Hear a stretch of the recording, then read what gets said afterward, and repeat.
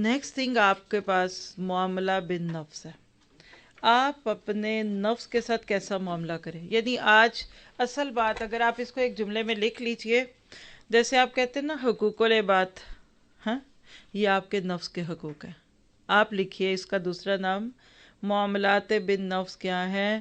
انسان کے خود اپنے اوپر حقوق.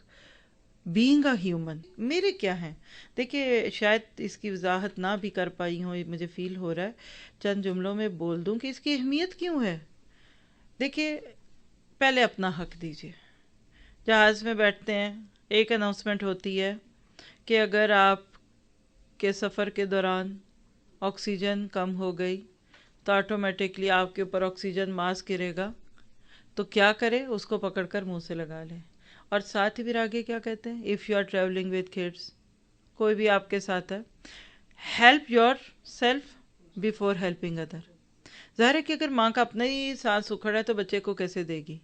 بس یہ بات ہے، پہلے اپنے حقوق دیجیے. اور اللہ کے نبی صلی اللہ علیہ وسلم کی ایک بڑی پیاری روایت ہے، ان الیک حق، تیرا اپنا بھی حق ہے، نفس کا حق ہے، تیرے زور تیرے مہمان کا بھی حق ہے. یعنی ہم سب کو اپنے حقوق بھی دینے ہیں. تو سب سے پہلا اپنا حق، بلکہ میں اس کا ایک تیسرا نام بھی بول دیتی ہوں، خود کو آگ سے بچانے کے لیے کیا کریں.